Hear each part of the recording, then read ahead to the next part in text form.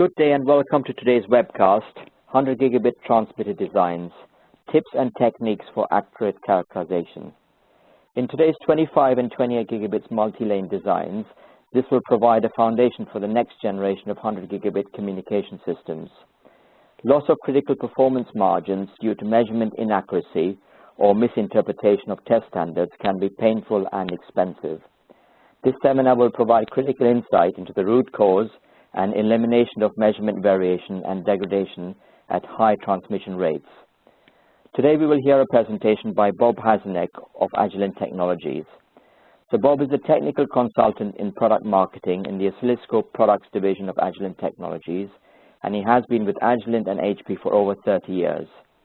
In addition, we will also have online Joachim Wobis, who is the Sales and Business Development Manager for a family of sampling scopes based in Santa Rosa. Joachim can help answer any questions you may have during the webcast. For everyone's comfort, this is a lecture-style meeting. However, you can send questions in writing at any time during the session through the Q&A functionality of the WebEx meeting.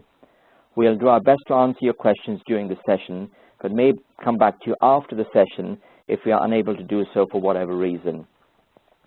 While the answer to your question may be published for others to see, we'll keep your identity private.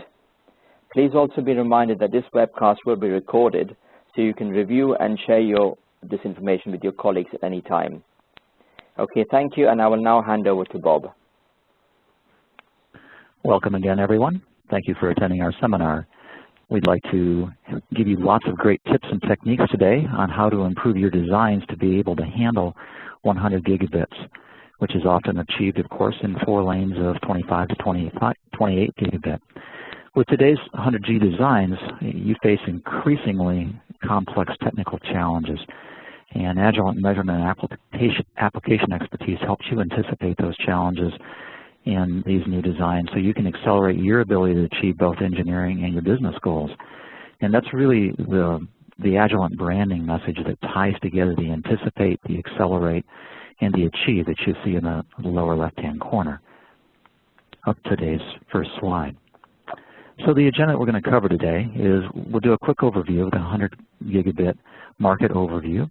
Then we'll talk about key instrument attributes for accurate characterization of those 4 lanes of 25 and 28 gigabit designs. Talk about challenges that are in the standards and the implementation agreements. And also talk about some new test equipment solutions from Agilent to cover those challenges. And then we'll summarize what you've learned today. So a quick market overview. Here are some common standards. 10 gigabit has been with us for many years, and that's been leveraged now into 4 lanes of 10 or 10 lanes of 10 as the first implementations to achieve 40 gigabit and 100 gigabit. With needing to have higher density than 4 lanes of 25 or 28 gigabit, it has become quite common in new designs and are just starting to roll out into the market. And that manifested in several different link types, particularly starting at 10 gig with backplane, but those distances are much too long for 25 gigabit, so now we see chip to module, chip to chip, short copper cables. We have host and module compliance boards that are all optimized to be able to handle these very high rates. And you can see down the left-hand column there's a wide variety of standards that are covering these. Fortunately, the standards groups are trying to leverage work from one to the next to make the job easier for you as designers. So where do we typically start? We have semiconductors. There's quite an alphabet soup of terms that are used. It might be SerDes, FPGAs, ASICs that are designed specifically for an application within your company. Then with that gets designed in the network equipment. That might be equipment that you're designing, or it may be going to your end users. And that has switches and routers and line cards in there. So we need to make sure that we have the ability to design product that ultimately meets the standards for the communications network, but of course that all has to start with great semiconductors. So the common topologies is, as we showed up front, we have multi-lane standards. So in one topology, you might start out with 10 lanes of 10. That gets multiplexed into 4 lanes of 25 or 28 gigabit. then that may come out on 4 different lasers. And those lasers might be in multi-mode or single mode at different wavelengths. Or another version of that comes out on 4 lasers, and those get multiplexed into one multi-wavelength fiber. So you may have the communication signal separated by a few nanometers. So this becomes very challenging for the electrical side and for the optical side. So where's the first challenge? The bit periods are getting smaller. At 1 gigabit, which was done, seems like eons ago at this point, our unit interval was 1,000 picoseconds, or a full nanosecond. And the 10 gigabit, of course, is 100 picoseconds. And now, as we look at 28 gigabit, that unit interval is 36 picoseconds. And in order to have reasonable performance, a parameter like random jitter needs to be less than 350 femtoseconds. A few years ago, that wasn't in the realm of possibility for any design, and it was very challenging for test equipment many years ago to be also able to characterize that. So the design requirements are just getting much more challenging, and you need test equipment that's going to perform accurate measurements with a minimal signal degradation. And these are many of the areas that we're going to explore today to talk about how do you make those selections of equipment and what parameters are important and how do you optimize that equipment when you're making the measurements. So let's talk then about accurate transmit characterization. Some of the key instrument attributes to consider: clock recovery, how you choose the clock recovery attributes, for example, peaking or the loop bandwidth, that impacts the eye measurements and the jitter results. So we'll cover that in detail. Next is the time-based jitter. Random jitter, for example, the one we saw a minute ago at 350 femtoseconds is a common specification now, for example, in the OIF CEI standard. It becomes very challenging to achieve that, so we want to make sure that the time-based jitter that's in the oscilloscope that you're using is very small so that you get the maximum eye opening that your device can provide. Then the intrinsic oscilloscope noise contributes similar to how the jitter impacts the time relationship. The noise can impact many measurements, and particularly if you have too much noise, it can close down the eye, similar to what jitter does. And another key characteristic is the frequency response of the receiver that you're using.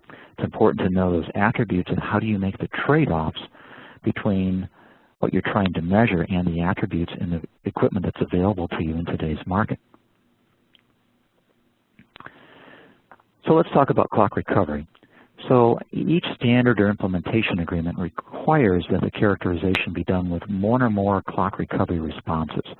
That might be wide, that might be narrow. Some of the standards are rather vague on the specific CDR characteristics. So one area to improve, of course, is to work with the standards groups to make sure it is specific so you know exactly what's required, but also to make the best interpretation we can. Agilent works closely with the standards committees to make sure that those parameters are well understood, and it's something that each of us is able to make confidently. So when the clock recovery is set to a narrow loop bandwidth, as shown on the left, the PLL, the phase lock loop, passes only the lowest frequency jitter through to the recovered clock. So the measured signal is going to show all of the jitter content above that narrow loop bandwidth. That's why we see the eye transitions there being quite wide, because there's much jitter coming through. If we set the clock recovery loop bandwidth much wider, and this is common in many standards and implementation agreements, we have a more open eye and we don't see as much of that jitter being passed through. And each standard has particular reasons why they choose. It might be data rate divided by 1667, or it might be a fixed 10 megahertz or a fixed 3 megahertz. So it's important to understand what those are and how it impacts it. So you need to be sure to set up your instrument to use that phase lock loop clock recovery as specified by the appropriate standard. So let's do a quick review of clock recovery basics. PLLs are used not only in the clock recovery, but more importantly, they're used in the devices that you're designing. And a common application is in the clock recovery side is to recover the clock from the incoming data. So that provides us a recovered clock because many of these devices are small and you don't have access to a clock to be able to feed to a trigger on an oscilloscope. It also manages the jitter, just like what we saw on the previous slide, where we can choose how much of what frequency content of jitter to pass through and how much. And the standards specify all these key characteristics, so we need to make sure those are included. So allowing some jitter to appear on the recovered clock makes it easier for the decision circuit in that measurement receiver to make a correct decision on whether the incoming signal is a 0 or a 1, and that's the same technique that's used when you have a receiver in the actual network. So the clock recovery circuit consists of a phase detector, and we have a phase error amplifier, a VCO, and out of that we have a recovered clock. And in this case we're showing on the kind of in the middle of the diagram here a narrow clock recovery loop bandwidth, so the clock has very little jitter on it. Or if we used a wider clock recovery loop, then the jitter appears on the clock, and that jitter will not show on the measured signal when we actually look at the signal coming into the measurement receiver. So we talk about the jitter transfer function. The PLL is described by these characteristics. You saw earlier a term like peaking and damping factor. So it indicates how much of the jitter on the input signal is transferred over to the clock. And we may have different characteristics that describe how quickly this rolls off, and that's usually based on the order.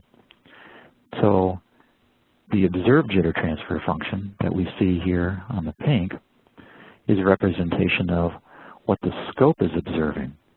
So it's basically 1 minus the jitter transfer function in real and imaginary terms. So we need to make sure that we interpret from the standards whether they're specifying jitter transfer function, or in the case of some standards they specify the observed jitter transfer function. It might be by another term. So what you look for is a low pass response or a high pass response. And oscilloscopes are similar, as you can choose whether you're setting up JTF or OJTF depending on which oscilloscope you're choosing. And for example, using the DCA sampling scope, the 86100D, it commonly uses the jitter transfer function, where Agilent's real-time scope family starts out using the observed jitter transfer function. You just need to know which one's required and how to go back and forth between those. So if we have a first order loop, that typically rolls off at around 20 dB per decade, second order loop's 40 dB and similar. Then as we change the peaking or the damping factors, we see a change in how much jitter is passed through, and effectively if there's peaking, then the jitter is amplified in that region. So you need to know whether the standard requires some peaking and to have some of the amplification or not. So a quick summary is JTF for using the 86100D sampling scope and OJTF on the 90,000 series real-time scopes. And examples then for JTF are in Ethernet and Sonnet, and for OJTF are in SATA and the SAS standards. So jitter spectrum. Since phase-lock loops are the receivers that are based on phase-lock loops have a high tolerance to low-frequency jitter and a low tolerance to high-frequency jitter, we want to know if the content is high-frequency or low-frequency and anticipate the impact of the jitter on the clock recovery circuitry. So most of us are comfortable observing jitter in the time domain, like we see on the eye diagram. You might have a waveform, and you're looking at the overshoot in different bits or different portions of the waveform. So the jitter broadens those crossing points on the eye so that some of the edges are early, some of the edges may be late, some of the edges may be distorted in ways that you may not understand until you have a chance to decompose those components.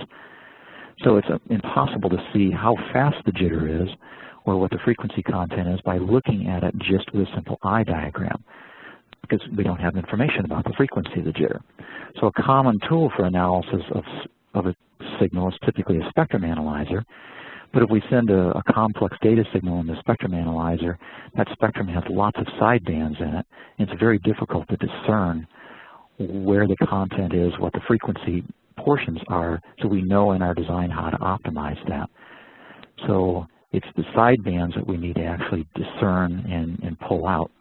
So it's these sidebands that you see here in the lower right, for example. We can hone in on that and look at some of those frequency spectral content and know, gee, maybe that's coming from the power supply, that's coming from adjacent lanes, and it gives us important information on how to optimize our designs.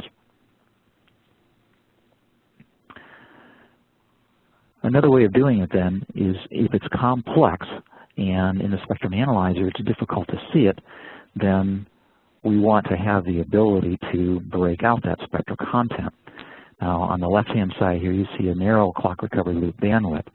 If you remember, the narrow clock recovery bandwidth is not passing much of that jitter to the clock, so you're seeing almost all of the jitter. Here you see a bandwidth of 5 kilohertz, so almost all of the jitter is coming through into this spectral graph that we see. And it includes SSC, and they include some odd harmonics. So you can observe all of the incoming jitter and break that down. And the jitter floor that you see drawn in there in a light blue color is the random jitter portion. What we want to be able to do is understand what's remaining after we start applying the clock recovery bandwidth that is required by the standard. So here is an example, 10 megahertz. That would be, say, 25.78 divided by the divide ratio that's in the CEI spec of 2,578. So that gives us a 10 megahertz bandwidth. We see now the random jitter goes way down because we've removed much of that spectral content. Now we can start honing in and looking at what are the specific spectral lines in here, and we can see a repeating one that it's here maybe around 30, 35 kilohertz, and that one repeats every other spectral peak in there. So that's one we'd be very interested in tracking down. So the clock recovery response impacts the amount of jitter that's seen by a receiver and measured by the oscilloscope. So just like you would optimize your design on the receiver, oscilloscope designers optimize that and provide you the ability to change the clock recovery bandwidth. And that way you can make the choice. But ultimately for your compliance measurements, you need to abide by the specific loop bandwidth that's required in the standard. So let's talk about the clock to data trigger delay. So it adds phase shift into the signal. And the real clock recovery phase lock loops have more than one pole on the Laplace domain. And the real OJTF, the observed jitter transfer, shows peaking. And that peaking can be further amplified by any delays between the clock edge and when the data is actually sampled. And this amplification means that the observed jitter is higher than what is actually coming from the source. So we need to understand how to control the amount of trigger delay, or if we do have trigger delay, what are the potential impacts on this? So one of them is the amplification of the jitter. And that may, if we have lots of trigger delay, and we try to adjust that using matched cables, where we introduce a longer cable in the path where we need to balance up the difference between the clock and the data signal, then we end up introducing intersymbol interference, whose level usually increases with data rate. So the use of a product like the Agilent's 86107A time base reduces that trigger delay down to, say, 2 nanoseconds, and at greater than 4 gigahertz, it's much lower than that. So it varies by equipment. So let's start with the 86100D with a typical dual receiver without any enhancements. That's around 24 nanoseconds. We could use cables, but as we mentioned about intersymbol interference, that's not as good a choice. Our BERT will have approximately 5 nanoseconds. And again, you can use some cables to adjust that. We already talked about the 86107, and the 86100D, and combined with the 86108B, has been optimized. So there's only a few picoseconds, so pretty much zero clock to data trigger delay.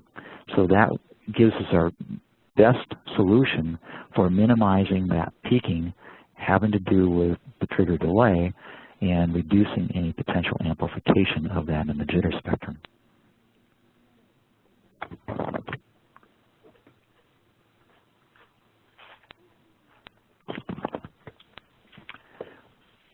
So common clock recovery models. The first order, as I mentioned earlier, has a roll-off of 20 dB per decade.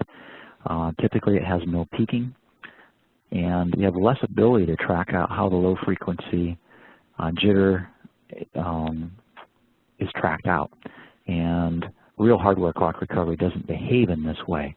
Obviously it's very challenging to get a hardware clock recovery to match exactly an equation. So some common terms we've already covered before are shown there in the lower left. So the second order is 40 dB per decade, and it tracks out the low jitter more than the first order PLL.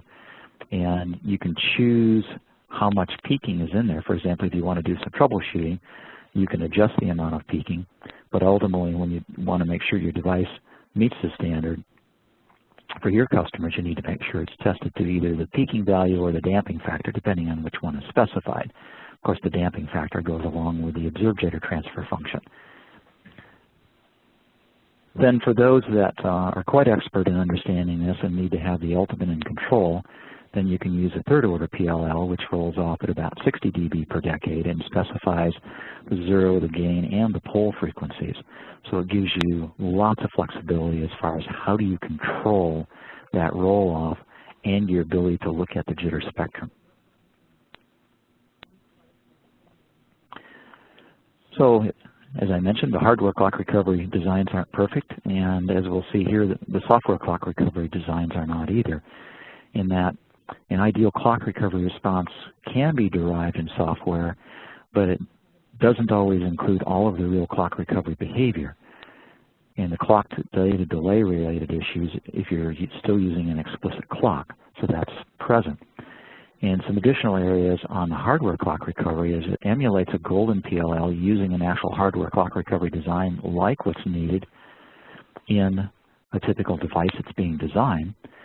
And we'll have a non-ideal behavior. We're just not able to follow those curves exactly in hardware. We may need some external splitters or pickoffs at the higher data rates depending on our measurement setup. And the clock to data delay related issues, if you have an external clock recovery unit, you need to make sure the cables not only match, but you understand what the lengths are and how that delay is handled. So the 86100B Precision Waveform Analyzer combines hardware and software enhancements to provide hardware clock recovery plus software clock recovery emulation, has continuous coverage from 50 megabits to 32 gigabit, and it emulates an ideal software clock recovery models. It has first, second, and third order. You can adjust the peaking, the damping, or if you're using third order, the zeros and poles. Has 0 nanosecond clock to delay as we talked about before, and it has integrated splitters and pickoffs, so there's no need for any external cabling. You see it's very simple, connects the transmitter directly up to the two input ports. You may have a pair of cables, you may have a host or module compliance board to be able to connect. That way you can control the path very simply.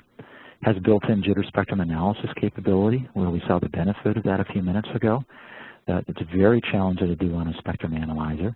So by having this available on the 86100B, then you can break out that spectral content, know exactly where that is, and optimize your design.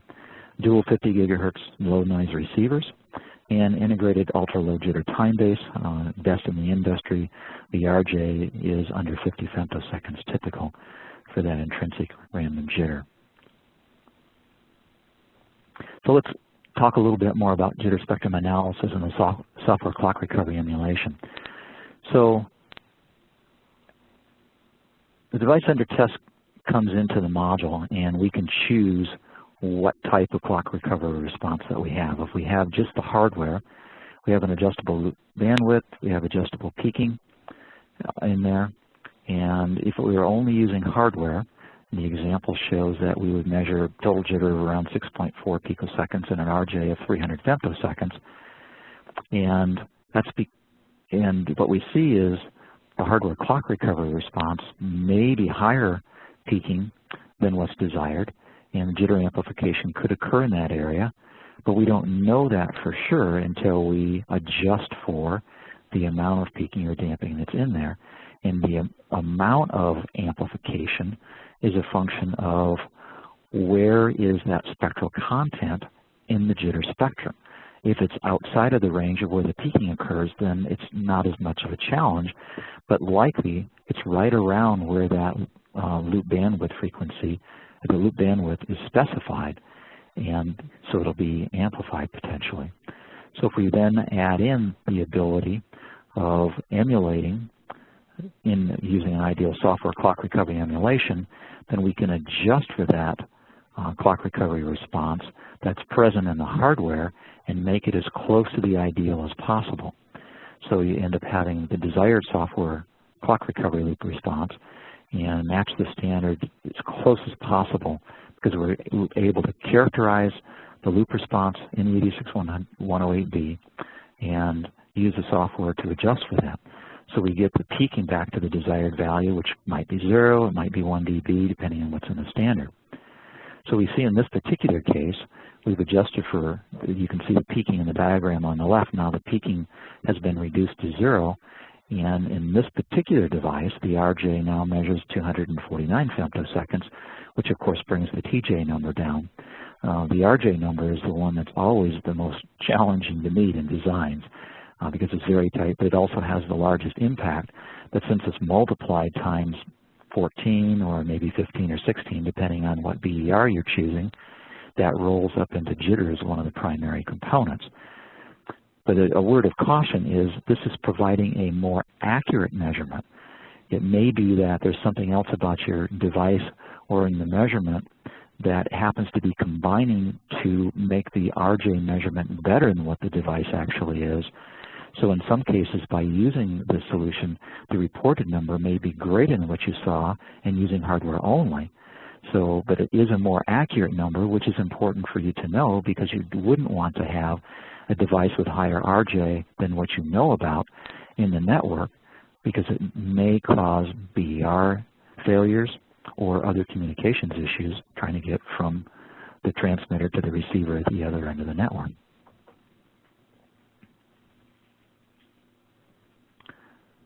Let's talk a little bit about the time-based jitter. This is one of the 4 factors that we mentioned up front. It does impact the eye opening and the RJ results. All instruments, whether it's an oscilloscope or a bit error rate tester, they measure jitter relative to a reference clock. As we talked about, we have a choice of how much of that jitter is passed to the clock versus passed to the data. And all reference clocks have some amount of intrinsic random jitter. So when we measure jitter on a device, since it's random and it's not correlated, then we can use the root sum of the squares technique, where it's the square root of the intrinsic jitter squared plus the transmitter random jitter squared is what we're actually seeing. When you measure, well, we really want to know which is coming from the device and which is coming from the equipment that you're using.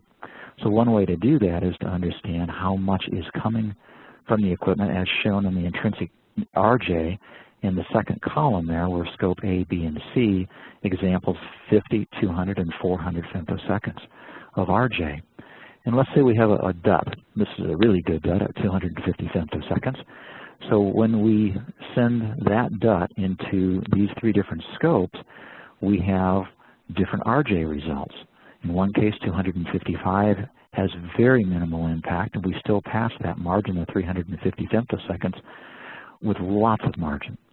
If I use a scope that has 200 femtoseconds and my device is 250, I measure 320, so I still have margin, but if I have variation over temperature or variation between devices, then I may not always be able to pass that specification. And as someone goes without saying, if I have a piece of equipment that has RJ greater than the value that I'm trying to meet, my device will always fail. Because even if my device had no jitter, I would still have 400 femtoseconds of random jitter. So you need to make sure you have equipment that has a minimal impact on your measurements. And if you're working at the 25 and 28 gigabit rates where you're faced with meeting 350 femtoseconds, having measurement equipment with an RJ like 50 femtoseconds gives you a great advantage and lets you be able to focus on designing your part and not worrying about what's happening with the measurement equipment. So how do we check the intrinsic jitter of the oscilloscope?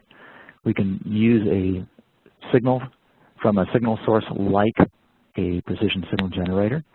We'll use a sine wave, say at 14 gigahertz, which is the fundamental frequency for the 28 gigabit.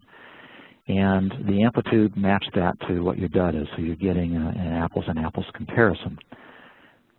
Then out of that, you can measure the amount of jitter of that very well-behaved signal. So you feed that into your measurement receiver, and in this case, this is going into an 86108B, and the RJ on this combination is 39 femtoseconds. So similar to what we saw a few minutes ago with that root sum of the squares, it's a combination of the amount of RJ coming out of the device and the amount of RJ in the receiver. So typically in a precision signal generator, the amount of RJ is maybe 10 or 12 femtoseconds. So the remaining portion of that, which is maybe 32, 34 femtoseconds, is coming from the 86108B. Whether it's 32 or 39 or 50, it still gives you a much better ability to have your device meet the very challenging performance, say again at 350 femtoseconds. So similar to time, we have the impact of noise. So every oscilloscope, just like typical devices that are in the network, have receiver circuitry that generate noise. That can come from an amplifier, could come from quantization noise from the ADCs, lots of other areas that contribute to that. And that noise is combined via root sum of the squares to the incoming signal from the DUT, and it degrades that measurement. And what type of degradation, well, it depends a little bit on where it's coming from, what the spectral content is, and what the amplitude of the noise is compared to the amplitude of the signal. And also there's a little bit of random noise introduced by the scope. So when we have, for example, different slew rates, if I have a slower edge rate, then I will have a higher jitter because the amount of noise that gets imposed from jitter, if I have a slow rate, then the change of signal, the change of voltage versus time gets transferred into that slower edge. In the lower left-hand corner, it's a very simple calculation, the random noise divided by the slew rate. So the scope noise adds into the signal and appears as jitter. So we will also want to make sure we understand the impact of the bandwidth of the scope. So the oscilloscope noise that's induced in there, in the middle of your screen you see the delta time and delta voltage. Here we have an eye that's a little bit impaired, but it doesn't show very much jitter on it. It looks like it's a pretty clean device. And here we will, the amount of induced jitter due to the scope noise, then we can calculate. So here we have measurement of the delta in time at 8.3 picoseconds, and the delta in voltage is 173 millivolts. So if we calculate that divide that out, we have roughly 21 volts per nanosecond for the slew rate. And if we divide the random noise of the scope, in this example, 640 microvolts, then we end up having an induced jitter of 31 femtoseconds. So now we have some tools where we can not only understand where are different components of jitter coming from, but we can quantify it, and we can figure out where do we need to minimize it, or at least if we're not able to minimize it, we can calculate the effect. Now if we had this same measurement example, but using an oscilloscope that had 10 millivolts of noise, then we would have that induced jitter be 10 millivolts divided by roughly 21 volts per nanosecond.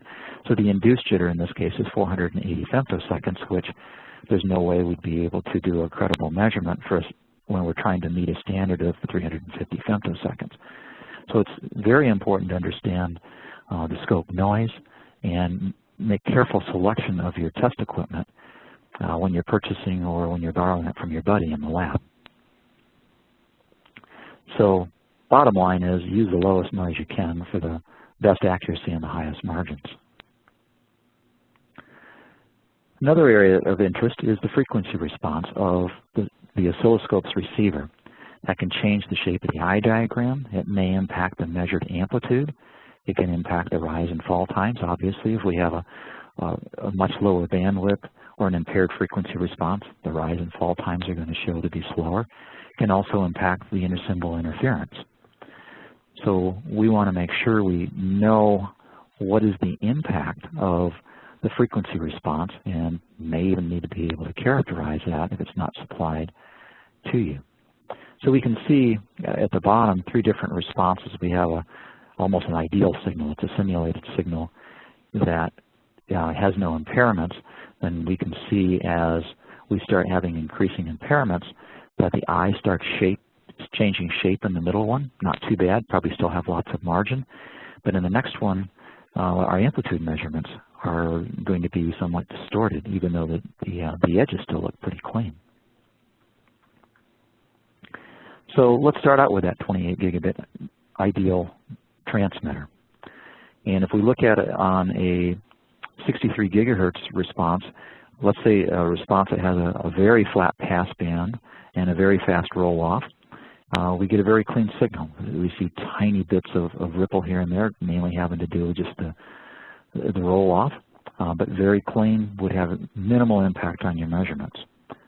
Then as we go to a receiver like the 86108B, the passband's not quite as flat, has a little bit slower roll-off. Again, we see a very clean eye, very little impairment on the measurements you'd be able to make. If you chose then to drop down the frequency response to 50 gigahertz, then we start seeing larger ripple in that response. And if we go to 33 gigahertz, now we see not only lots of ripple imposed on each other, but also we have an amplitude measurement that's not going to be close to what the signal actually is. So they're going to look different depending on the receiver frequency response and the data rate.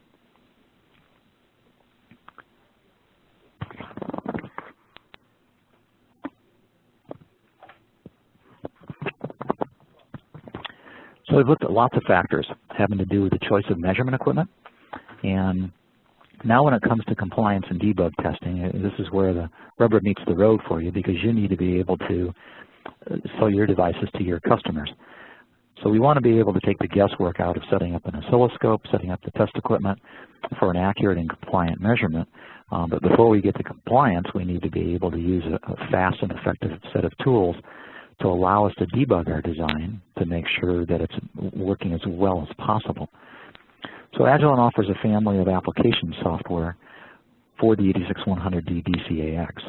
The N1012A covers the CEI standards. The versions that are in 3.0 cover from 6 to 28 gig. And of course the VSR draft that's coming along for 28G, which is expected to be approved soon. The N1014 covers the SFF 8431 standard. So this covers from 1 to 10 gigabit devices, and those are typically called SFP or SFP+. Then for those that want to be able to do some additional measurements or do some troubleshooting on their own, the N1019 is available as a user-defined application to be able to create your own measurement suite. These run on the 86100D, control the DUT and other equipment, and they can be automated for remote control if you'd like to. So those are available for download in a free 30-day trial license from our website. So the standards, I've mentioned those briefly. The version 3.0 was released in September 2011 and covers 6 different interfaces. And the VSR edition just went out for straw ballot and just got approved last night. And that's expected to go through the principal ballot and be approved this spring. There's extensive requirements in here. It's hundreds of pages of reading. A good bottle of red wine is really good for being able to interpret this. It's time-consuming, and just to understand all the requirements, because there's many different requirements in here, and sometimes they look conflicting, but they really aren't. It includes eye, waveform, and jitter, and return loss measurements. And as a member, you're able to obtain copies, of course, from OIF. So the N1012 OIF CEI compliance and debug application covers all 8 interfaces that are in CEI 3.0 and the VSR draft. There's approximately 125 parameters to be tested, so it covers all of those transmit parameters, provides a summary of the results and full test report that's in HTML that you can share with your other users, but more importantly, to be able to share with your customer when you have a device and say, I've tested this to the compliance requirements that are in the implementation agreement, in this case for CEI 3.0 or VSR. So the compliance application configures the test equipment. It saves you a lot of time. Many users tell me that it takes them 1 or 2 days to walk through all of these tests, and the compliance application gets this down to 3 or 4 minutes and ensures the optimal accuracy. Doesn't necessarily mean that you're always going to get a result that's better. As we talked about earlier, we want to make sure we have a result that's more accurate so we know the performance of our device. And if we look through the CEI standard, which I've done many times, I'm sure many of you have also, is we see many different test patterns. And those test patterns vary depending on not only which interface is being tested, but also which of the jitter parameters is being tested. So figuring out an efficient order to do these tests so you're not having to change your device too much, and also being able to quickly set up the equipment to accommodate the wide range of requirements from, in this case, the CEI standard is very challenging. And new standards that are being drafted are just as complex and have other considerations other than jitter. So CEI has eye-opening tests as part of the very short reach standard. So rather than specifying many different jitter parameters, those are combined into one area, and that's called EW15 and EH15 for eye height and eye width. And the standard calls out a methodology for how to set up that measurement and measure the eye. So the 86100D provides the jitter and the amplitude results directly. It takes the guesswork out of it. It uses the models that are talked about in the standard, the dual Dirac model. So this is an aggregate of all the jitter components, and it simplifies it. Where you saw in the earlier standards, it was broken out into many different components. CTLE is an area where users can spend many hours determining which value of CTLE peaking is optimal for the device.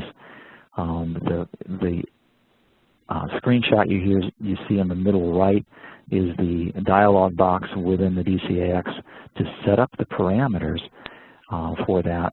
But out of the standard, you'll know that these values are frequency dependent. So depending on what data rate you're at, then you need to recalculate these and re-enter them.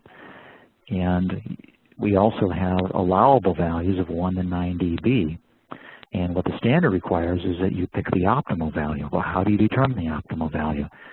Well, it's the maximum opening for the combination of eye height and eye width, or you can simplify that down to be the product of those two, and that way there's an objective measure of what's the optimal value. But still, to look in the standard, do the calculations for each of these peaking values, enter those values into for the gain and the poles and the zero, takes time then to run the equipment. So within the N1012A compliance application, we have the ability then to connect to the device, and you basically click run, and it walks through and determines the optimal value of CTLE for your particular device running at that particular data rate. And that's accomplished just in a few minutes. Then with that, you know the optimal value of CTLE, and you apply that for the eye opening measurement. So the compliance and debug application greatly simplifies this task for you. Jitter measurements on long patterns. Oscilloscopes are not able to perform jitter measurements typically on long patterns or live traffic, long being greater than PRVS 23. Agilent offers the 86100 option 401 advanced eye analysis, which provides RJ, DJ, TJ, and the J2 and the J9 jitter, which is now being introduced in recent standards. Also the data-dependent pulse width shrinkage and the minimum pulse width. So that's leveraged directly by the N1012 and the N1014. So if you'd like to be able to make the measurements on shorter patterns, use a jitter mode, if you'd like to be able to use it on the longer patterns, the compliance application brings up the option 401, does the analysis, and then reports that pass or fail result back to you for each of the desired parameters. So very handy and very complete in being able to cover these challenging measurements for you. So what happens if you need more than 2 high bandwidth channels? We talked about the 86108B. So if you need more than 2, we offer a new family, the N1045A 60 gigahertz remote sampling head. And it's an economical and accurate system that reduces your cost of test on high-speed designs. As you see in the upper right, you could put 4 modules, each of 4 channels. That would provide you 8 differential channels. Or if you look in the lower left, you could have 8 channels or 4 differential pairs and combine that with the 86107 precision time base to have ultra-low jitter. And for most of the standards that we saw very early in the presentation, there are 4 lanes of 25 or 28 gigs. So the solution in the lower left makes it very handy to have ultra-low jitter measurements on 4 lanes if you like to quickly be able to characterize all of those. This gets simultaneous acquisition on all the channels and gets the measurement as close to the device as you'd like to be able to make it. You can connect it directly to the device if it's connectorized, or directly to the host or module compliance board. For example, in the case if you're measuring an optical module, then you can connect up to the coaxial connectors in the module compliance board. So a very handy solution, very compact, and provides very accurate measurements for you, and particularly when you need to do more than 1 differential pair. So let's summarize what we've learned about the test solutions today. If you want the highest precision, we choose the DCAX with a dual 50 gigahertz plug-in module. You saw earlier the 50 gigahertz of bandwidth, the very impressive intrinsic time-based RJ, less than 50 femtoseconds, and the continuous clock recovery. And an important feature as you're trying to troubleshoot where the jitter spectral content is option JSA. So this provides the highest accuracy, the easiest setup, and the highest margins for your designs. So it's a very economical solution. If you'd like to have the highest channel count, you can get up to 4 or 8 differential pairs, or 4 differential pairs if you want the lowest time-based jitter there with the 86107. And you have external clock recovery because, again, you probably don't have access directly to the clock in your device. So we have the N4877 that provides that. And that has the highest electrical count and the best throughput because we're acquiring all channels at the same time. And you have minimal degradation of the signal because we can get the measurement right at your device. Remember also we offer optical solutions. There's the same capability that we offer on the electrical side for the optical measurements because most of these devices have an optical link on the other end. For long haul or medium haul, there's optical fiber. So very similar set of solutions on the optical side.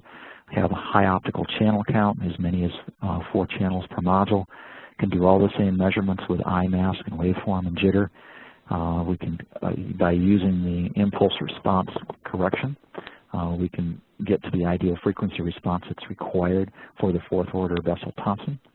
And we basically end up having a standard for the optical transceiver design and manufacturing test. Bandwidths up to 45 gigahertz, and again, very low jitter. And there's, similar to the electrical side, there's external clock recovery for the optical side.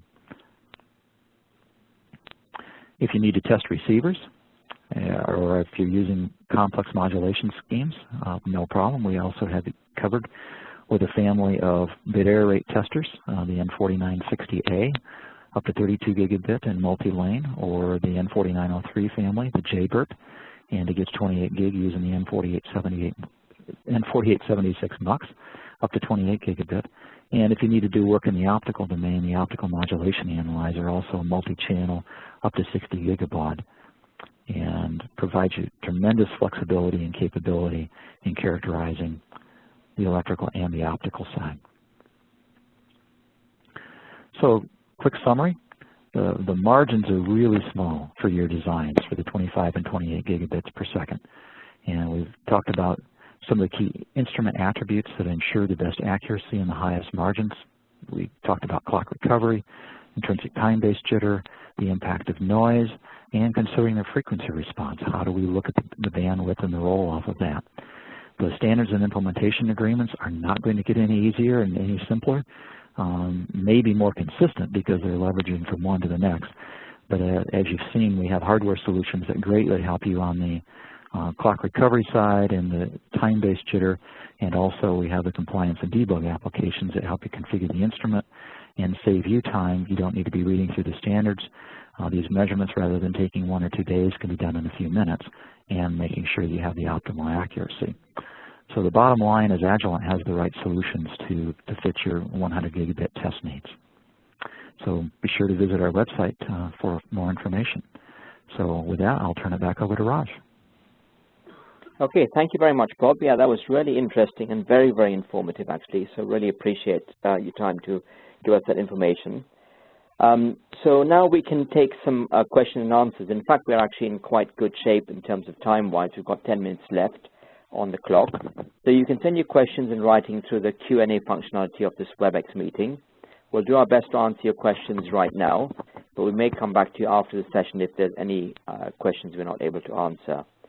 So just as a reminder, the answers to your questions will be published for others to see, but we will keep your identity private. So in the meantime, Joachim, do you know if you have any questions come through? So far, there haven't been any question in this group, but earlier people have asked other questions that might be of interest. For example, Bob mentioned that we have the compliance apps, and some people are interested to automate and remotely control the compliance app themselves. Bob, can you tell how to do that? Yes. So the compliance application, there's an additional piece of software that can be used to set up the measurements, or within the automation tab of the compliance and debug application, you can set up your own scripts. You can bring in and import your scripts, and that script could control other pieces of test equipment. It could control your device. You could send out the appropriate commands, for example, to change to different data rate, different amplitude level, more commonly changing the pattern that's coming out, because you see with Jitter, it's a very complex set of patterns, so needing to be able to accommodate your getting the device set up.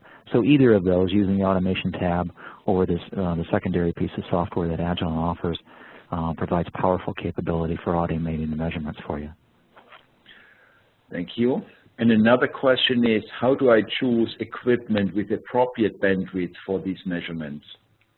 Yeah, we only had an hour today, and there's lots of areas where we can dig into. One of the areas you saw is considering the passband response, whether it's flat or whether it's sloping, and also what does the out-of-band response look like? Is it a brick wall? Does it gradually roll off? And looking at that, and obviously if you have more bandwidth, just like your devices, the oscilloscope is going to have more noise. So you want to be able to control the bandwidth that's appropriate for your data rate. So a common rule of thumb that's used in the industry is, for example, if we have 28 gigabit, the fundamental of that is 14 gigahertz, and folks might want to consider using 3 times that, so that would be 42 gigahertz as a place to start. Then if they need to see more detail or more nuances in the eye or in the waveform, they can go to a higher bandwidth, but know that going to the higher bandwidth may have some additional jitter, but more importantly, more noise coming out of there. And that, but at least you would know that it's potentially being impacted by the noise of the scope, but there may be valuable information in there. So that's one way of determining it. But if you're working on 10 gigabit devices only, you want to make sure you're choosing a solution that has the lowest noise appropriate for 10 gigabit. But we're talking about 100 gigabit designs here today, so making sure you have a solution that has sufficient bandwidth to be able to look at that. But if you set your measurement receiver to have too much bandwidth, then you're introducing noise to the measurement where you don't need that. So not only choosing the appropriate measurement receiver when you purchase or when you borrow from your buddy, but also being able to control and set the bandwidth to the appropriate amount. Thank you. One more question. Many people need to test lots of DUTs or lots of channels. So any advice on how to improve measurement throughput? So one we talked about is the one that's showing here on the screen on the lower right-hand screenshot is the N1045, where you have multiple channels which are acquiring data simultaneously. Another has to do with how do we sequence the test. We saw that jitter chart for each of the interfaces, and even if we go back and look at waveform test, sometimes a PRBS9 is required, sometimes alternating ones and zeros, sometimes alternating 8 ones and zeros, or 16 ones and zeros, and those patterns change. So careful consideration about how you go through and sequence the test can also help. But also thinking about what are the tools that I'm using? How much time am I spending setting up my equipment and figuring out how to do the measurement versus how much time am I actually getting useful information about my device and having time to analyze that? And we really want to improve that ratio. So by having tools like we talked about today, not only multi-channel solutions, but using the compliance applications, using the appropriate oscilloscope and the measurement receiver for your device, those are all going to help you really focus on designing your part and interpreting the data and really having the test equipment there as an efficient tool. And thinking about the throughput, the biggest one, as I mentioned earlier, is using the compliance and debug applications where it literally gets a run of the full suite of measurements for one interface down to a minute and a half to 2 minutes, typically on most interfaces. Good. Thank you, Bob. I don't see any further questions in the chat. Okay. So thanks, Joachim. Thanks, Bob. That was great, actually. So the audience, if you have any more questions that come up after the event, or you don't want to ask these right now, then please don't hesitate to contact us on the address provided. Now, just to remind you as well, this webcast has been recorded, so please feel free to forward this link that we send you for the recording to any of your colleagues who you believe would be interested. Okay, we are also very, very keen to help you be successful in your design challenges, whether it be going into more detail of how to make some of these measurements that we talked about today, or borrowing or evaluating some of the equipment that we showed today.